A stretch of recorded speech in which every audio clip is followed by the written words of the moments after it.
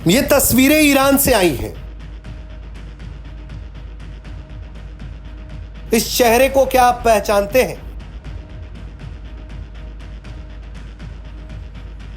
नहीं पहचानते हैं तो हम तारुफ दे देंगे, लेकिन आखिर ये लोग रो क्यों रहे हैं? दरअसल ये वो लोग हैं जो मातम मना रहे हैं, लेकिन जिसके लिए मातम मनाया जा रहा है उससे बड़ी खबर यह है कि मातम कौन मना रहा है। यह मातम मनाने वाला शख्स कोई मामूली नहीं है।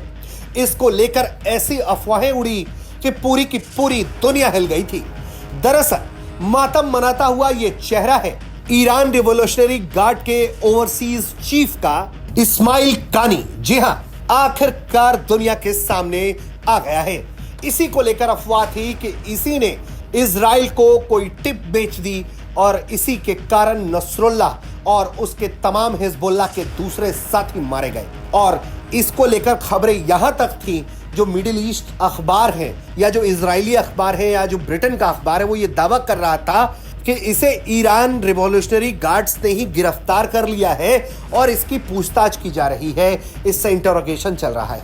लेकिन तमाम कयासों को गलत साबित करते हुए ईरान क्वाड फोर्स के जो ओवरसीज चीफ है इस्माइल कानी, वो दुनिया के सामने नजर आया है और ये मातम मनाने के लिए सामने आया।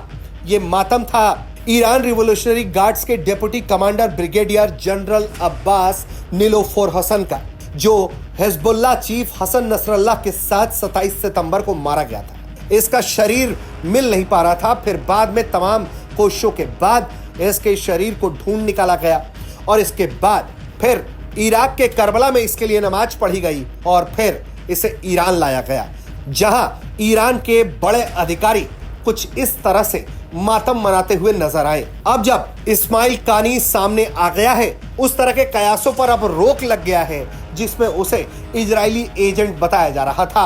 इजराइल और ईरान के बीच तनाव लगातार बढ़ रहा है। ईरान ने 180 से अधिक बैलिस्टिक मिसाइलें इजराइल पर पहले ही दाग दी है और अब इंतजार हो रहा है कि इजराइल किस तरह से ईरान से बदला लेगा।